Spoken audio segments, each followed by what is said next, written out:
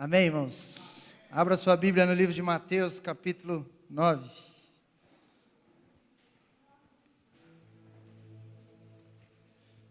Verso 17. Na verdade, eu quero ler do 14 em diante, amém? Capítulo 9 do Evangelho de Jesus, segundo Mateus, verso 14 em diante. Diz assim, então, estou lendo a NVI, tá? NVI. Então os discípulos de João vieram perguntar-lhe: por que nós e os fariseus jejuamos, mas os teus discípulos não? Jesus respondeu: como podem os convidados do noivo ficar de luto, enquanto o noivo está com eles? Virão dias quando o noivo lhe será tirado, então jejuarão. Ninguém põe remendo de pano novo em roupa velha, pois o remendo forçará a roupa, tornando pior o rasgo. Nem se põe vinho novo em vasilha de couro velha. Se o fizer, a vasilha ou o odre rebentará, o vinho se derramará e a vasilha se estragará. Ao contrário, põe-se vinho novo em vasilha de couro nova, e ambos se conservam. Amém? Pode se assentar. Glória a Deus. Eu quero aproveitar aqui esse início, já agradecer a todos os irmãos que estão aqui conosco nessa conferência, agradecendo a igreja por todo o apoio, aos nossos queridos jovens que se desprenderam para fazer isso acontecer, amém? Amém, irmãos?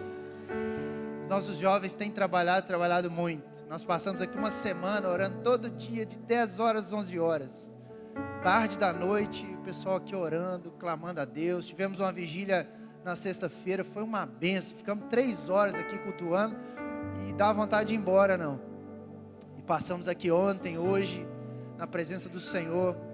E nós estamos finalizando a nossa conferência, certos que algo novo Deus fará aqui nessa noite, amém? Aleluia! Algo novo Deus vai fazer aqui nessa noite.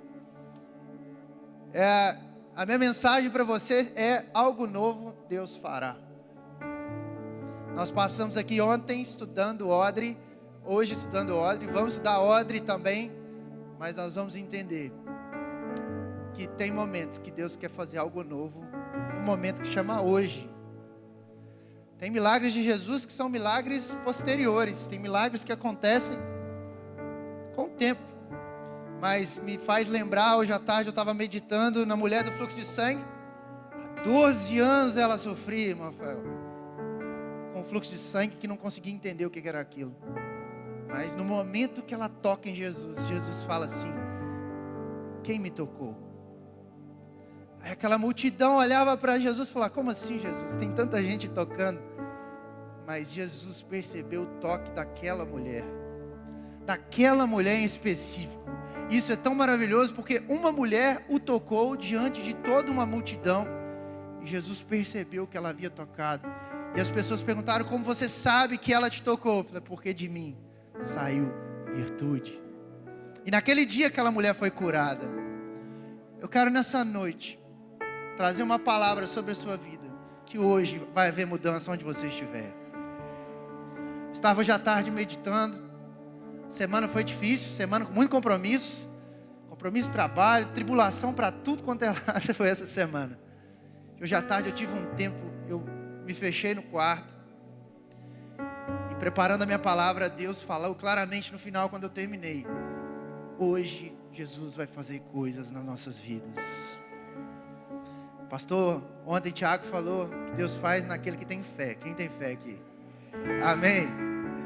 Algo novo farás. Nós ficamos meditando então sobre o Odre, e hoje eu volto para o Odre. Mas diante de tudo que nós estudamos, nós ouvimos, nós recebemos, Deus me trouxe, não sei se é a fabricação do odre, mas como se faz um odre. E eu vou trabalhar com vocês aqui hoje, nas etapas do odre. Olha que eu não sou da roça, mas eu tive que estudar um bocado, né? E buscar um pouco na tradição as principais etapas. Obviamente as etapas que eu vou falar, não que se esgotam, mas essas etapas são importantes para quando eu quero fazer um odre. A palavra diz que não se assenta vinho novo em odre velho. Por que não se coloca vinho novo em odre velho? Basicamente, resumindo, vinho novo, ele tem muito álcool, fermenta. Uva nova. Quando você coloca o vinho novo em odre novo, ele vai se conservar. Mas se você pegar o vinho novo em um odre remendado, por exemplo, ele não vai suportar essa expansão do vinho. E é interessante, se você, eu não tomo vinho, amém, crente? Amém, crente? Mas quando você estuda, você percebe aqueles sommeliers, fala assim, ó, essa safra aqui é de 1990, alguma coisa, não é assim? Anos e anos e anos o vinho fica conservando até você pegar uma safra.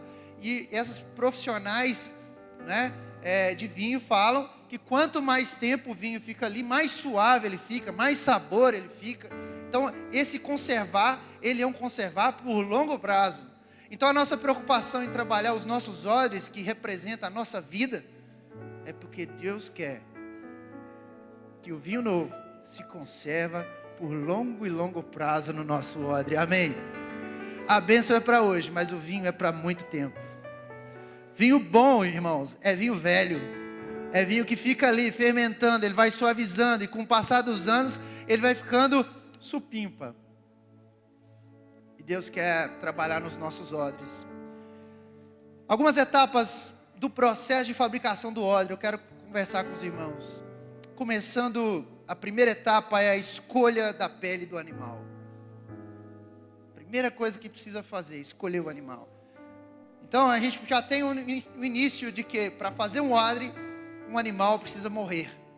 Na tradição judaica, o odre, ele poderia carregar, é uma vasilha de couro, poderia carregar vinho, água, azeite.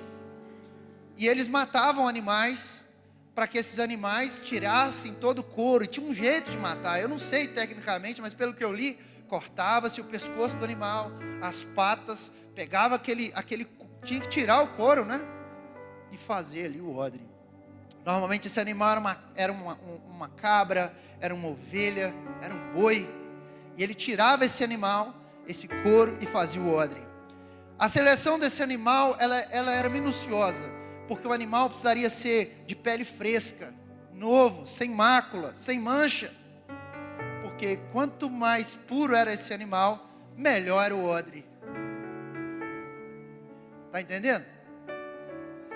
Quanto mais puro o animal, quanto mais jovem o animal, quanto mais fresco aquela pele, você tinha um odre melhor. Quando nós olhamos para a palavra, Jesus, ele se tornou um cordeiro. E Jesus, ele se tornou para nós aquele sacrifício. Não haveria odre se não houvesse sacrifício.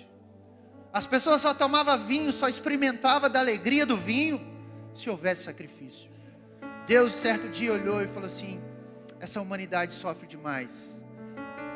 Eu vou enviar meu único filho para ele ser o vasilhame, para ele ser a vasilha na qual eu vou derramar meu vinho novo sobre toda a humanidade.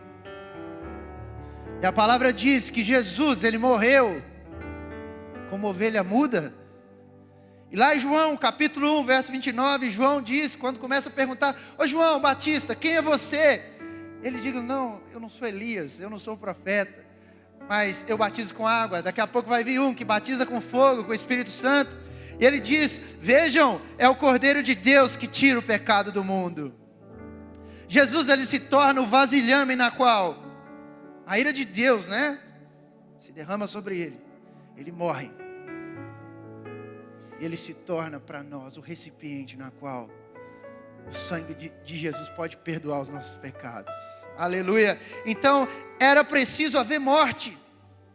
A morte de Jesus, ela significa para nós o início do caminho novo, o início da vida nova, o início da possibilidade de eu e você chegarmos diante de Deus e falar: vou consertar o meu odre e a partir de hoje eu vou viver algo novo. Quando Jesus morre na cruz, todo o sacrifício foi colocado sobre ele, toda a ira foi colocada sobre ele, e a partir daquele momento eu e você passamos a ter acesso, e acesso é muito importante. Se você esquecer sua chave do seu carro, ontem tinha uma irmã aqui que perdeu a chave do carro, ela ficou desesperada, chorando, pedi meu carro, tem que ir para Piranga, e agora ela perdeu o acesso. Ela perdeu a chave. Jesus é a nossa chave. Jesus é a nossa chave, porque um dia Ele morreu por mim e por você. E se nós não entendemos isso, nós não conseguimos caminhar em vida nova. Nós não conseguimos suportar o vinho novo de Deus, porque muitas vezes nós queremos vinho novo, mas nós não estamos preparados para receber. A palavra fala que todos nós, lá em Romanos, éramos destituídos da glória de Deus. Mas por conta do sacrifício de Jesus, nós podemos ter a chave, o acesso livre ao Pai, ao Rei dos Reis, Senhor dos Senhores, e podendo chamá-lo de Abba, Pai, e ter intimidade com Deus, porque Jesus um dia se sacrificou, morreu por mim e por você. A primeira etapa, simbologia do odre, precisa morrer alguém. Lá em Salmos, quando eu li isso tem um tempo, os Salmos 22, 23, 24, te convido a ler com calma em casa. Ele fala de uma trilogia fantástica, que são salmos que falam de Cristo. Salmo 22, ele fala muito relacionado a um possível Salvador. O salmista fala que Jesus, o Cristo, o Messias, seria seu Salvador. No Salmo 23, todos nós sabemos. Se você puder ir lá, voltar em Salmos comigo. 23, todo mundo sabe, né? Mas eu quero ler o 24 com você. O 23 fala de um bom pastor. E fala que esse bom pastor, ele faz nos deitar em verdes pastos. Ele faz nos descansar em águas tranquilas, não é assim? E a palavra diz que esse bom pastor, ele cuida de nós. E esse bom pastor, ele não deixa de nos corrigir. Mas termina o salmo lá no verso 6 dizendo: sei que a bondade e a fidelidade me acompanharão todos os dias da minha vida, e voltarei à casa do Senhor enquanto eu viver. O Salmo 23 fala de um pastor, fala de cajado, fala de correção, fala de amor, fala de conhecimento, fala de intimidade, fala de um Deus que morreu numa cruz e se torna o nosso Pai, que se torna o nosso cuidador. A palavra diz lá em João 10 que o bom pastor cuida das suas ovelhas, e o bom pastor deixa 99 no aprisco e vai atrás de uma que está perdida. O amor de Deus é incomparável. O amor de Deus é perfeito, e Jesus se encarna nesse amor. E o Salmo 24 fala de um soberano, de uma coroa, Jesus. E ele vai dizer: abra-se, ó portais, abrem-se, ó portas antigas, lá no verso 7, para que o Rei da Glória entre. Quem é este Rei da Glória? O Senhor forte e valente, o Senhor valente nas guerras. Um cântico de vitória. Jesus, quando morre na cruz, Jesus, ele se torna o nosso Salvador, o nosso bom pastor, e ele torna o soberano, aquele que tem a coroa, aquele que tem a chave do inferno, aquele que nem a morte venceu, aquele que virá, e virá para aqueles que acreditam nele. Esse é Jesus. Jesus se fez o animal certo, na hora certa, para que eu e você pudéssemos estar aqui. Sabe por que é em Jesus que a gente vai ver a escolha do animal perfeito? Porque eu e você somos cheios de máculas. Paulo fala que pela graça nós somos salvos. E tem um motivo para eu ser salvo e você salvo pela graça. Qual é?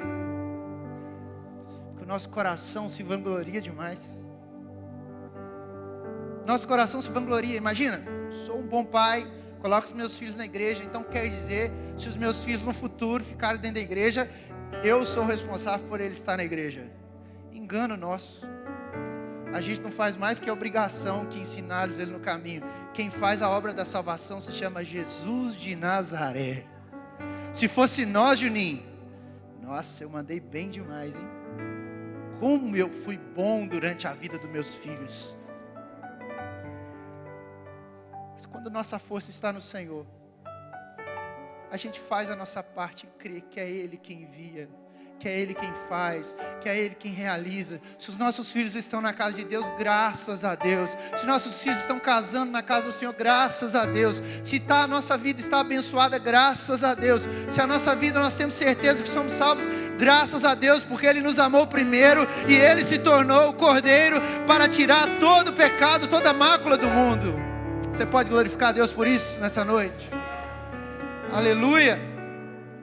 Jesus é soberano, só Jesus tira o pecado do mundo. E é impossível eu e você vivemos com Jesus se tiver pecado. Se Jesus não for o nosso acesso ao Pai, nós não estaremos aqui. Jesus é o Salvador. Então o animal certo. Segundo, para eu fabricar o odre, eu precisava limpar e remover pelos. E aqui eu anotei que precisaria limpar bem o couro, removendo sujeira, detritos ou excesso de pelos. Isso pode ser feito embebendo a pele em água e raspando o cabelo com uma faca ou raspador. Eu vou usar muita simbologia aqui hoje. E quando eu analiso faca, raspador, tirar pelo, limpar, sujeira, eu lembro de deserto. Eu lembro de deserto. E deserto, irmão, se o irmão está ligado, deserto é lugar, como eu aprendi desde pequeno, na escola de profeta. Porque quando você está na luta, varão, você vai para Deus na hora. Deserto é o lugar de dependência de Deus. Deserto é quando nós olhamos para Deus e vemos que só Ele pode resolver os nossos problemas. Deserto é lugar de provação, mas de crescimento espiritual. Se você parar para pensar na história de José, José foi vendido pelos seus irmãos, ficou no Egito, e lá Deus prosperou a vida dele em meio à tribulação. José, ele passou por diversas situações em que foi injustiçado, mas no deserto, na prisão, Deus deu ele a oportunidade de governar. Deserto é lugar de renovação e preparação. Me lembro de Daniel em Babilônia. Daniel, qual foi o pecado de Daniel? Orar todos os dias, clamar ao Deus de Israel. Eu conto essa historinha para minha filha. Quando Daniel vai para a cova dos leões, aqueles governadores colocam um decreto. A coisa que mais me impressiona em Daniel, que a Bíblia diz, que Daniel continuou fazendo o que era de costume. O que era de costume de Daniel? Fazer o que o decreto falava para não fazer. Por que Daniel fazia? Porque ele vivia em Babilônia, mas o coração dele estava no lar celestial. Daniel entendia que aquele lugar era de renovação, que o cativeiro não seria para sempre. Tinha promessa de Deus que um dia aquele cativeiro ia acabar, que eles sairiam de Babilônia e que ele continuaria glorificando ao Senhor. Daniel escolheu não desfrutar das especiarias, dos manjares daquele lugar. Daniel é um dos maiores exemplos para mim e para você, como jovem, como homem, como mulher, mulher que evita, que foge daquilo que tira da presença de Deus. Daniel representa para nós o deserto, lugar de renovação, preparação. O deserto é lugar de encontro com Deus. Na célula quinta-feira a gente estava falando de Elias. Elias está lá guerreando com Acabe, destruindo tudo, quebrando barraca, né? 450 profetas, vai para lá e tal, manda fogo, lambe altar, aquela coisa toda. Talvez Elias, profeta, pensa assim: nossa, eu estou mandando bem demais, né, Juninho? Já percebeu quando você está assim? Já percebeu que às vezes a gente está cheio de Deus, a gente começa assim: uau, eu coloco a mão, o demônio vai, eu coloco a mão, é curado, eu faço isso, é curado, e aquilo começa a ensoberbecer o nosso coração, e aquilo começa a tomar conta, não mais a obra do Senhor fazendo em minha vida, mas quando tem qualquer coisa, chama esse rapaz que ele vai resolver. E Jezabel persegue Elias, e aquele homem cheio de coragem, ele vai parar debaixo de um pé de zimbro, depressivo, choroso. Mas naquele lugar, Deus não deixou de alimentar a vida de Elias. Tinha comida para Elias naquele local, e Elias, ele se alimenta, ele se fortalece ali, mesmo diante de situações de depressão, de calamidade. Deus cuida da gente. Mesmo em situações que a gente acha que não vai dar certo, Deus cuida da gente. Eu me lembro quando Eu passei no doutorado, já faz muito tempo isso. Eu tinha planejado, estudado para ir para Belo Horizonte, para a FMG. E minha esposa morava aqui, eu já era casado. Eu orava a Deus, falou: Deus, não me separa da minha esposa, não.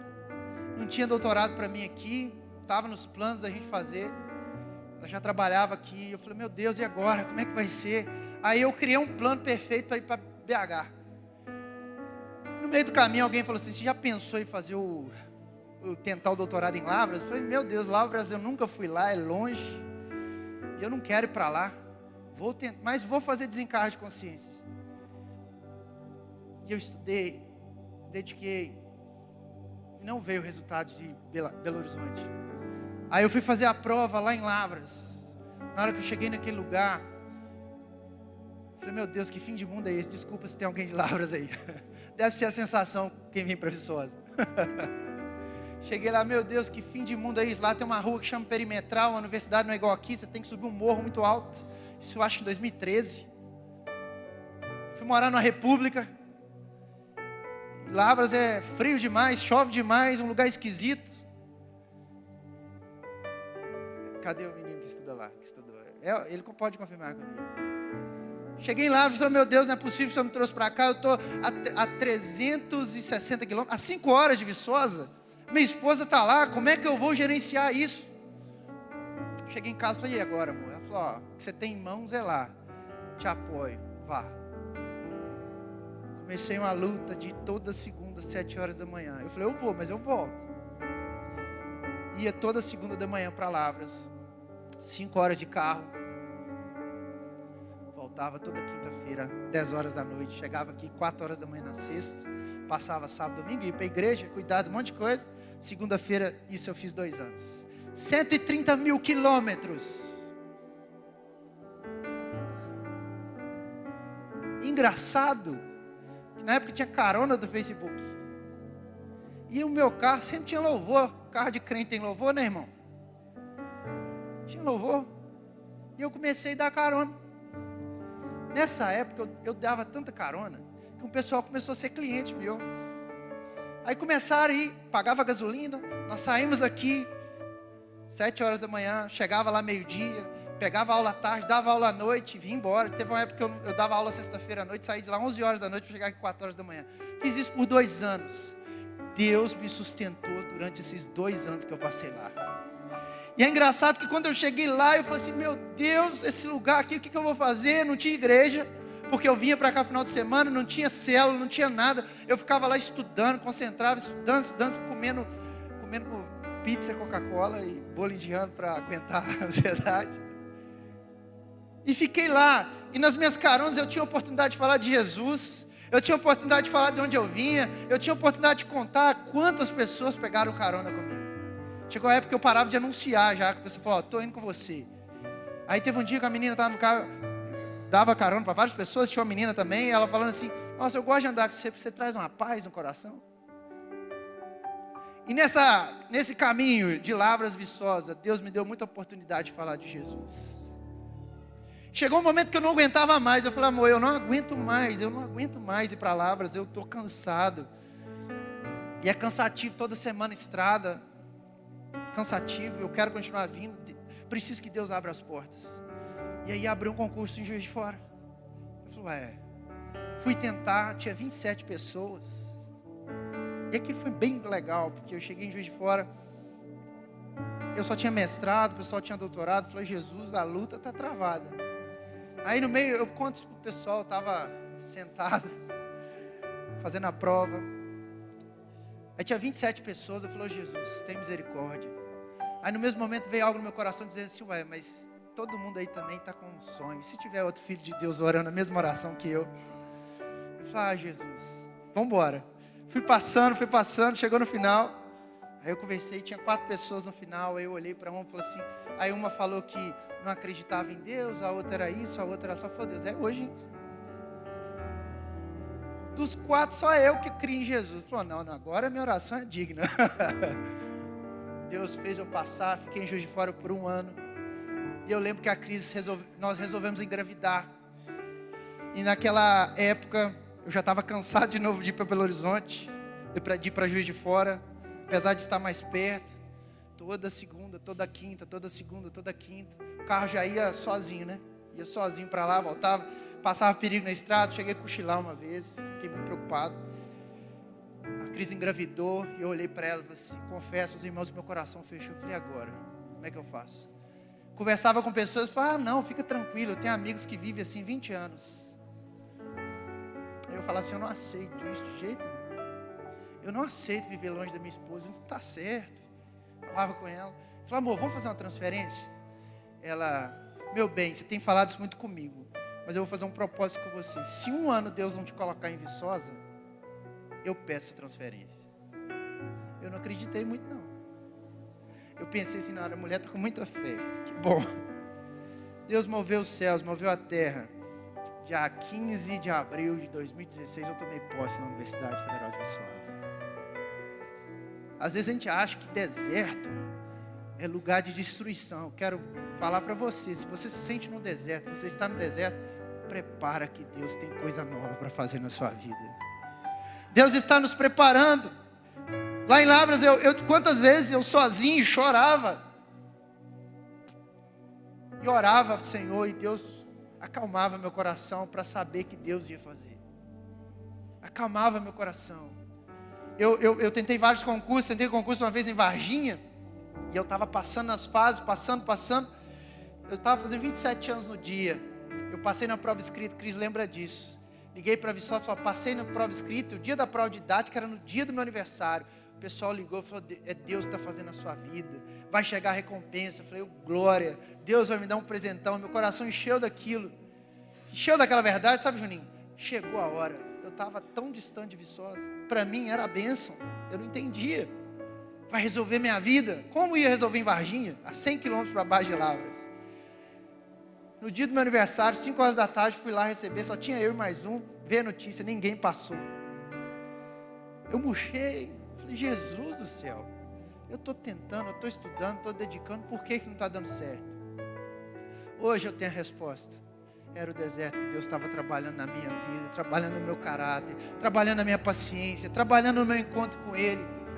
E naqueles dias difíceis, Deus falava comigo, Deus usava alguém para falar comigo, e vinha promessa de Deus sobre a minha vida. Ou seja, o deserto, ele não foi lugar de destruição na minha vida, eu creio que não é lugar de destruição na sua vida também. Eu creio nisso, eu creio que o deserto, Deus tem te colocado para que você seja renovado, remover a sujeira, trabalhar caráter, tirar os detritos, os excessos de pelos, aquelas coisas que vão enchendo nosso coração de orgulho humano, orgulho que destrói o nosso relacionamento com Deus. Deus está quebrando orgulho no deserto, Deus está renovando o encontro com Ele, aleluia. E o deserto é lugar de transformação. Olha a vida de Moisés, como Deus mudou a vida dele. Ele viu o sarça ardente, não foi no palácio do Egito, ele viu o sarça ardente no deserto, no meio do mato, ele viu a glória do Senhor. Então Deus nos leva ao deserto para limpar-nos, para nos remover os pelos, para tirar tudo isso de dentro de nós. A terceira etapa do odre está relacionada a salgar e curar o couro, a cura do couro. Após a limpeza dos pelos, após tirar todos os detritos, se aplicava-se sal na superfície interna e externa do couro. Sal. O sal tem uma simbologia bíblica. O primeiro símbolo bíblico de sal está lá em Levítico 2,13, é o símbolo da aliança. Quando o povo ia levar os presentes diante da arca, levava tudo temperado com sal. E Deus fez essa aliança com o povo. Sal representa aliança, sal representa símbolo de preservação, sabor, tempero. Mateus 5,13 diz que nós somos o sal e a luz, e o sal especificamente porque traz tempero. Sal tem a ver com símbolo de purificação. 2 Reis 2, versos 19 a 22, Eliseu jogou sal nas águas amargas de Jericó, e aquelas águas se purificaram. Sal tem a ver com purificação. E sal tem a ver com sabedoria e discernimento. Colossenses 4,6, Paulo nos fala que o nosso falar deve ser sempre agradável e temperado com sal. Depois de limpar, Deus joga sal. O pessoal faz barba aí, já viu? os poros abrem. O sal é para quê? Vai te machucar mais, porque é uma quantidade generosa de sal. O sal ajuda a preservar a pele, a remover a umidade. E eles deixavam aquele couro por dias curando no sal. O quarta etapa era o enxágue e esticar o couro. Depois que jogava sal, eles enxagavam aquilo, esticava essa pele para que ela pudesse ter para que ela pudesse ficar flexível. E no contexto bíblico, a flexibilidade está ligada à humildade e submissão a Deus. A flexibilidade primeiro diante da vontade de Deus, lá em Mateus 26, 39. Contudo, não seja como eu quero, mas seja feita a vontade de Deus. Irmão, essa oração ela é muito difícil. Porque às vezes a gente acha que essa oração é uma oração conformista. Oração do tipo, já tentei de tudo, não deu. Seja feita a vontade de Deus. Não é assim no mundo? Na verdade não é isso.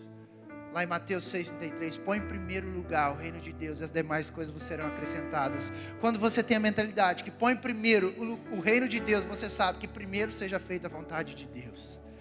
Eu estou numa luta terrível, seja feita a vontade de Deus. Eu estou no deserto, seja feita a vontade de Deus. Isso é uma mente de Cristo. É uma mente que sabe entender que deserto não é lugar de destruição, que prova não é lugar permanente, prova é lugar de treinar e te colocar em locais superiores.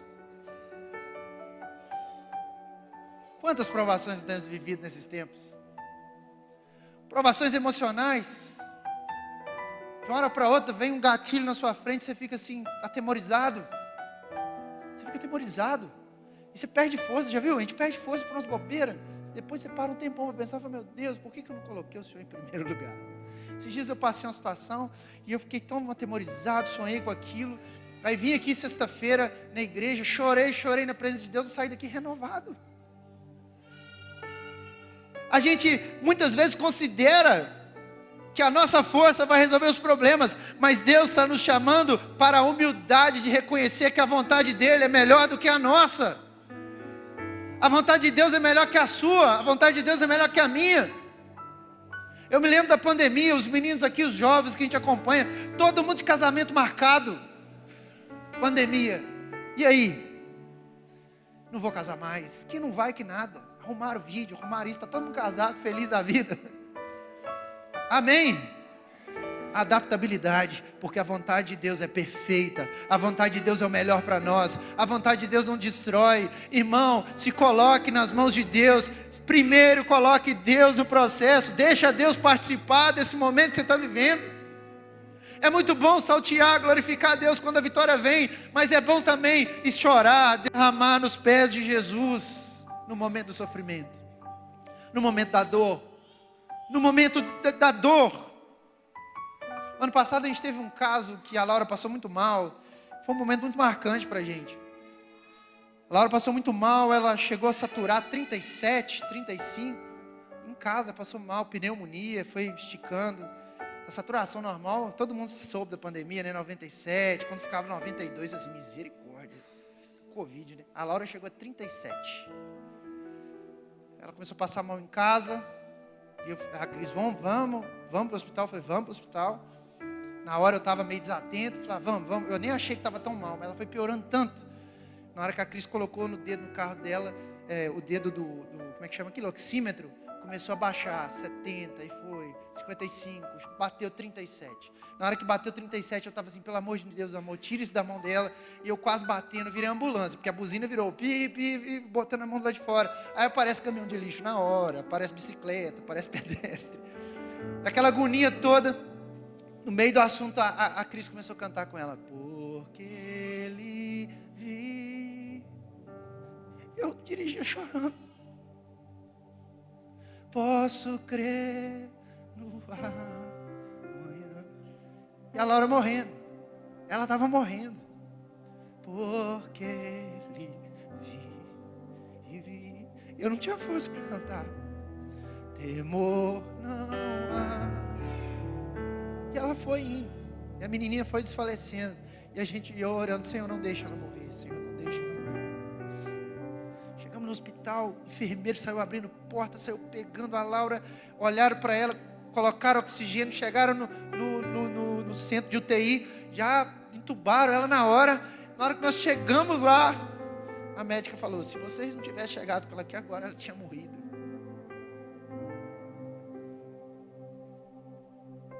Nós passamos muitas aflições, irmãos. Mas isso é para transformar o nosso odre. Quando a gente não olha para Jesus, a gente acha que isso é para destruir a minha e sua vida. Pensa no que você está vivendo, os processos de Deus na sua vida. Os processos de Deus na vida da gente não tem como entender. Os processos da vida de Deus para a nossa vida, a gente tem que se assentar, ficar quietinho e falar, Deus, seja feita a tua vontade em primeiro lugar. Isso não é visão conformista, isso é visão de reino de Deus. Visão de reino de Deus.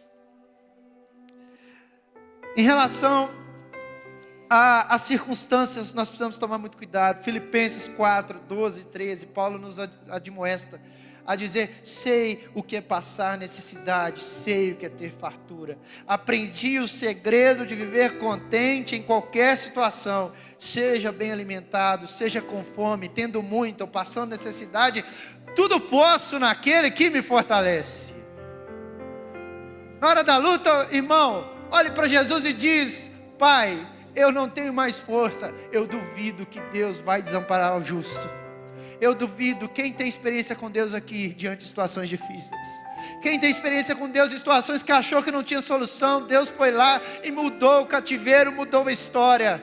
Deus muda a nossa história, Deus muda a história de todos, porque Deus cuida dos seus filhos. Aleluia. Quinto, eu tinha que dobrar e costurar o couro. Depois que eu vou lá, eu salgo, né? O processo é, escolho o animal, limpo, removo os pelos, coloco sal, enxago, eu vou dobrar e costurar esse couro. Aquele couro sai inteiro, cortava o pescoço, saía inteiro do animal. E aí eu tinha que fazer a costura, e costura me lembra, sabe do que, irmã Marisa? Fechar as brechas, irmão. Fechar as brechas. Às vezes a gente está fazendo o processo tudo bonitinho do odre, pastor Davi, só que tem brecha aberta.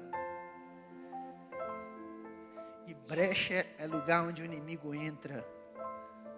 As irmãs que eu orava às 7 horas da manhã quando eu era pequena, as irmãs do coque mesmo, irmã Neuza, irmã Natividade, irmã Lourdes, falava para mim assim, irmão, fecha as brechas.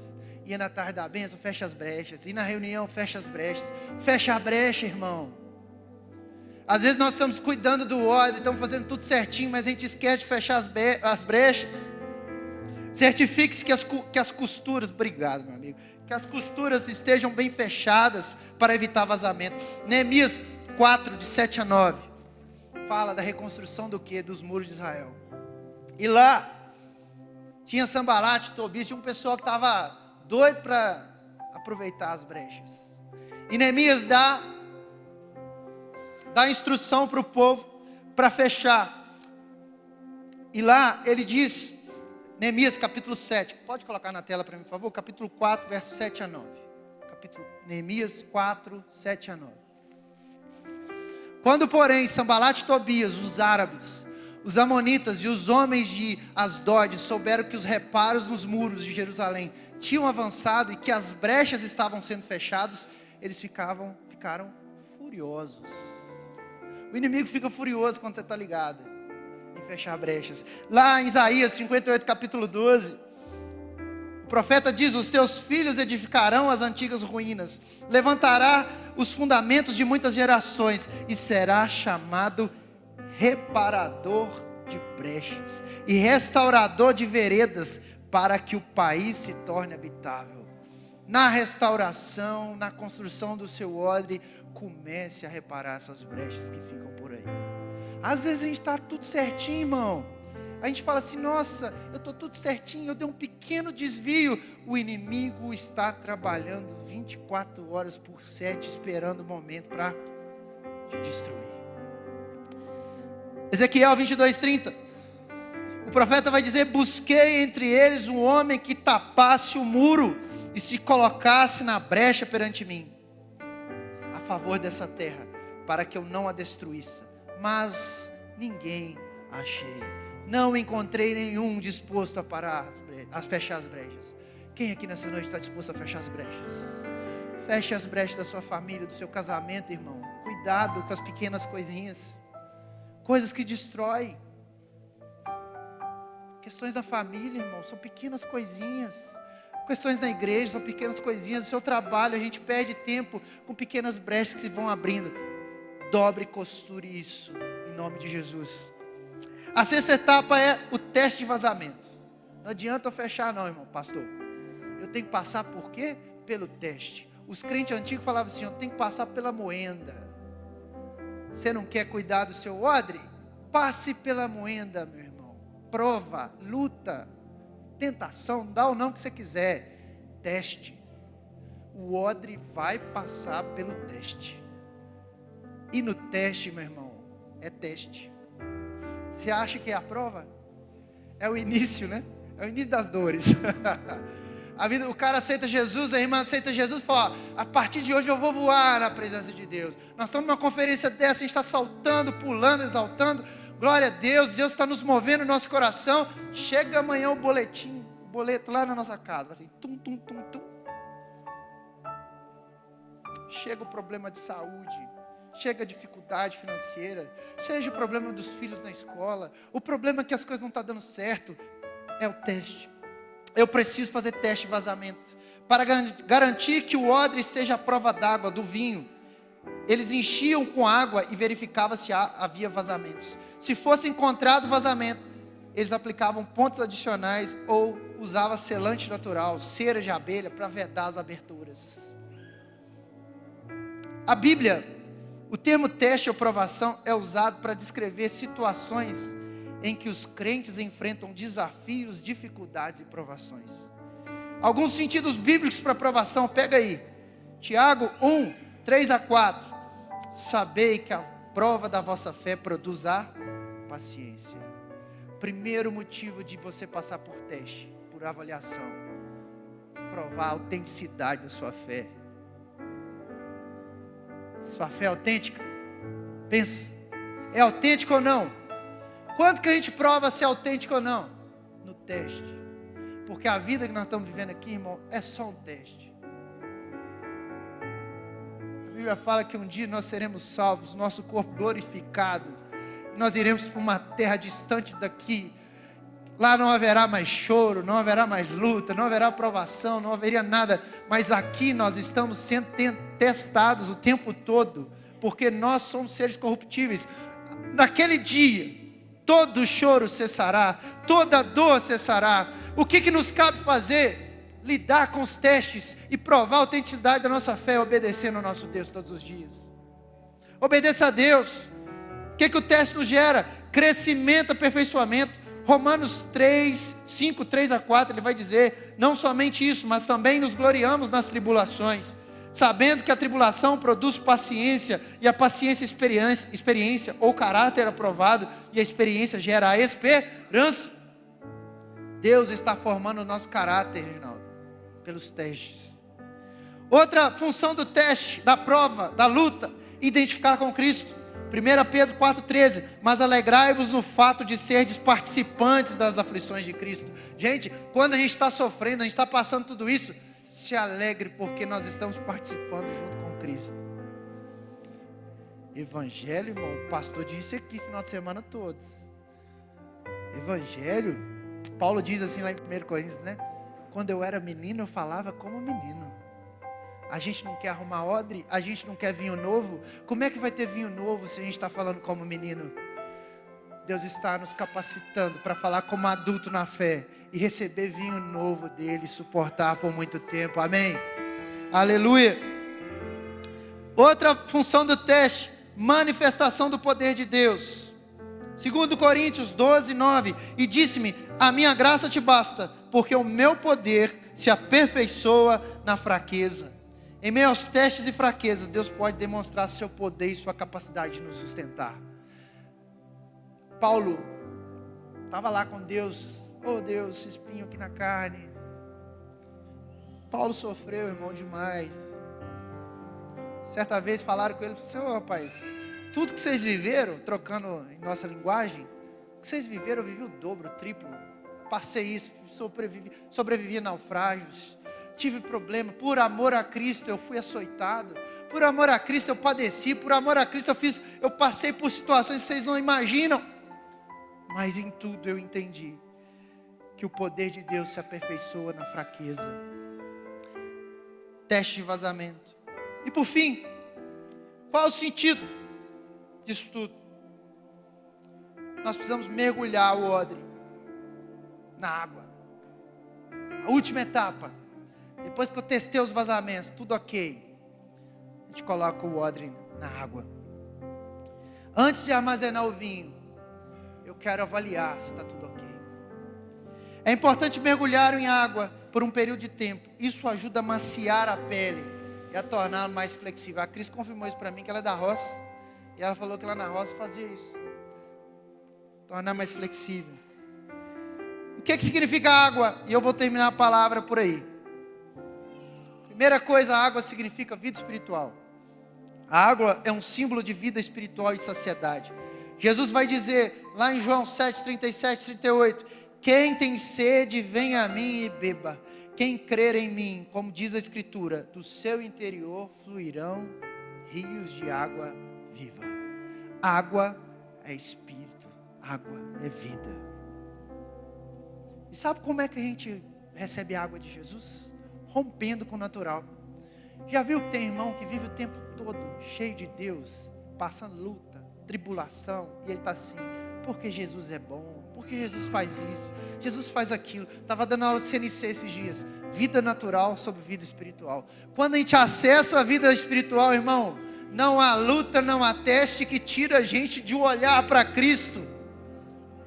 Você utiliza da luta e fala assim, não, Jesus está comigo, Jesus vai comigo. A gente para de murmurar, a gente para de reclamar. Nossa, eu estou para fazer isso, e agora? Olha para Jesus e deixa as coisas acontecerem. Esse dia eu estava conversando com o Vinícius estava me contando, rapaz, não sei como é que eu me casei. Dos olhos, a Laís está aqui. Dos olhos humanos eu não tinha dinheiro, questão financeira. Aí eu olhei para lá e falei, marca o casamento, que todo mundo falava para mim, quando marcasse o casamento ia dar certo. E ele falou assim, é verdade, marquei o casamento, a coisa começou a andar. O pastor ontem me marcou muito ele falando que a fé, você dá um passo, o chão vem. Dá outro passo, o chão vem. Dá outro passo, o chão vem.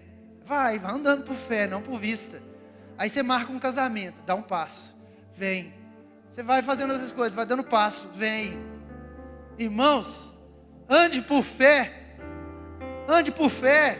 Eu me lembro quando nós decidimos ser o nosso segundo filho, nossa segunda filha, eu sofri muito. Porque nós nunca entendemos o que houve com a Laura.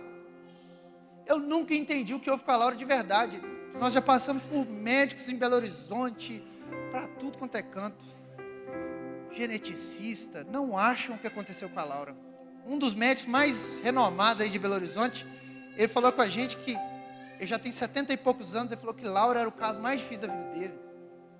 Ninguém justifica. Ela sofreu um problema no parto, possivelmente da 39ª semana, mas ninguém sabe. Ninguém sabe o que houve com aquilo. E nós resolvemos ter outro filho. Imagina. Antes teve muita conversa, teve muita oração, até que um dia eu falei assim, amor, quer saber? Creia em Jesus e vamos embora. Você está afim? Vai comigo? Vou. Vamos de novo? Vai. Se der ruim, nós vamos junto? Vamos junto. Mulher corajosa essa daqui. E ela, vamos lá, nós queremos. E começamos a orar. Senhor, nós amamos a nossa filha Laura, ela é preciosa para nós, ela é única para nós. Nosso coração é feliz demais por tê-la, nós somos realizados por ter a Laura. Mas nós sabemos a dificuldade que é cuidar, nós sabemos a dificuldade que é ter deficiência nesse mundo que nós vivemos. E Deus abençoa essa gravidez. E orando, e eu quase tendo uma síncope. Conversando com o médico, vai aqui, vai lá, e vamos, chegando. Foi chegando na hora do parto, eu fui ficando angustiado. Nossa, eu tremia nas bases. Ele falou, Jesus tem misericórdia. Minha oração, eu falei, Jesus, me perdoe meus pecados. Não causa nenhum problema. Jesus abençoa a minha esposa. Minha oração era só isso. Fiquei egoísta, orando, sofrendo aquela coisa. Conversava com o discipulador. Falei, pastor, eu estou apertado, estou preocupado. Chegou o dia do parto. De uma hora para outra, vamos fazer o tal do parto. E vai para o parto, conversa com a médica e tal. E eu sentei com a Cris. Eu participei dos 3 partos. Fomos para a cesárea. Na hora que eu sentei na cesárea, a mulher me chamou. Eu fiquei lá, de olho fechado. Não queria ver nada. Não queria ver nada, de tão atemorizado que eu estava. Naquele dia o chão veio. Na hora que eu ouvi o chorinho da Isabela. Nós olhávamos um para o outro e ria. Na Laura a gente não viu o choro. A Laura não ouve isso. Não ouve. Na hora que eu ouvi o choro, eu chorei junto. Os médicos choraram junto com a gente, você acredita? Choraram junto com a gente, porque eles conheciam a nossa história. Deus preparou a mesma pediatra, outras médicas, e elas choraram junto. Falou, Josiel, olha que é uma menina saudável. E a Isabela danou a chorar, e chorou bons dias. Dá o passo que vem o chão. Dá o passo de mão de fé, ó, começa a andar aí, ó. Ah, eu quero casar. Você está esperando chegar a Disney para fazer seu casamento. Não vai não, irmão. Dá um passinho assim, ó, vai. Ah, eu quero começar uma profissão e tal. Dá o primeiro passo, vai trabalhar, vai estudar. Dê passo de fé, irmão. Não ande por vista não e espera que o chão vai vir. Aí você vai dando um passo e fala assim, nossa Deus, o Vinícius está assim comigo. Eu olho para trás, tem 2 anos que eu casei, eu não sei, mas Deus tem dado provisão, tem sustentado, nunca faltou na minha casa. Nunca faltou, irmão. Passo de fé. Aí eu lembro que nós decidimos ter o 3º filho e estava programando assim, para daqui a um tempo. Deus não deixou nem sentir nada, porque veio no susto. Teve um dia, a Cris falou, estou passando mal. Eu brinquei com ela, você está grávida, hein? Ela, você é bobo, José, eu estou fazendo doutorado, não é hora para isso não. Aí eu falei, vai lá na farmácia e pede um teste, que você vai ver. Aí eu chamei a Isabela e a Laura, falei, vem cá minhas filhas, vamos celebrar aqui que está vindo um novo irmãozinho para casa. Brincando, rindo da cara dela. Ela foi lá, não quis nem ver, me deu. Eu falei assim, eu olhei assim, amor, o que eu tenho que saber aqui se você está grávida ou não? Tem que ter 2 fitinhas aí. Eu falei, essas 2 aqui, ó. A mulher chorou. Meu Deus, agora, Senhor, eu não tive nem tempo de sofrer. Deus enviou. Sabe qual era o nosso plano lá atrás, irmãos? Quando eu conheci a Cris com 19 anos, eu sempre repito isso no Ponte Jovem, vou repetir aqui na igreja. Ela olhou para mim e falou, eu perguntei, o que você quer para a vida? Ela falou, eu quero alguém que anda de mãos dadas comigo pela vida toda. Já são 14 anos. 14 anos. Que a gente tem pisado e o chão tem vindo. A gente tem pisado e o chão tem vindo. Mateus com 3 meses de gravidez, a médica falou que ele poderia ter síndrome de Down. Vocês não sabem o tanto que eu chorei de novo. Eu falei, Jesus tem misericórdia, Senhor. Foi 24 horas, ele falou, Deus deu sabedoria, faz outro exame. Fez outro exame. O médico, tá tudo aqui, não tem problema nenhum. Relaxa, segue a vida que vai. O menino é grande, vai estar uma bênção. Está aí, correndo para tudo quanto é lado e Deus abençoando. Dê passos de fé, irmãos. Amanhã, segunda-feira, dê passos de fé. Jovem, se quer casar, dê passos de fé. Jovem que está solteira, dê passos de fé e chega perto da irmã e conversa com ela, pelo amor de Deus. Fala, oi, varoa. Deus te escolheu para mim. Vai embora, seja feliz, amém?